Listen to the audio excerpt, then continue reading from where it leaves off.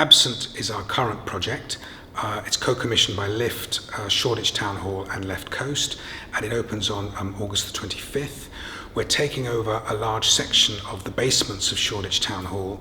In fact, we're taking over all of the basements of Shoreditch Town Hall, and we're also opening up one or two areas that have never been revealed before down there. There's some very, very fascinating places that we're excavating.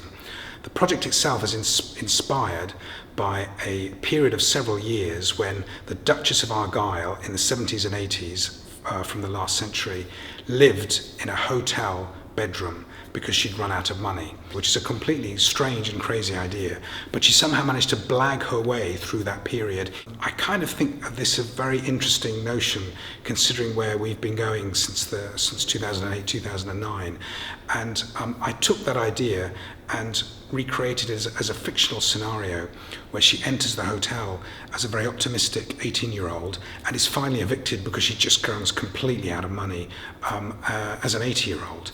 And I'm kind of really interested in that point when she arrives, that point when she leaves, and then what happens to the hotel in the interim, because the hotel starts to become developed. It's taken over by a conglomerate, and this conglomerate decide that they need to re-energize the hotel economically, and they start redeveloping it.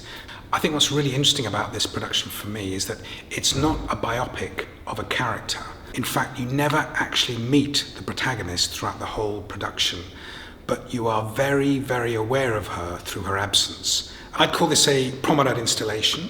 There's a journey that the audience go on through the space, and it seems to be a linear journey, but in fact it's anything but linear. In fact, there's three different journeys. There's the journey of the audience, the journey of the protagonist, who you never see, and then there's the journey of the hotel itself, which seems to be changing constantly during your journey through the space. It becomes increasingly surreal. I think what the audience can expect is definitely not the expected. They seem to begin in a very familiar space, but they end up in an extremely unfamiliar space on all levels.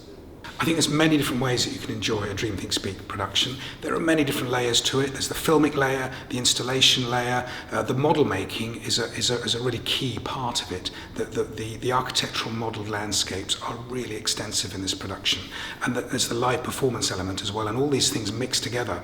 But you can also enjoy it just on the sheer fun level of walking through a building you've never actually been in before. And if you have been into this building before, you will be experiencing it in a totally different way, because this show, I hope, will be shining a totally new light on areas of the building that you may know, as well as opening up other areas of the building that you've never seen before.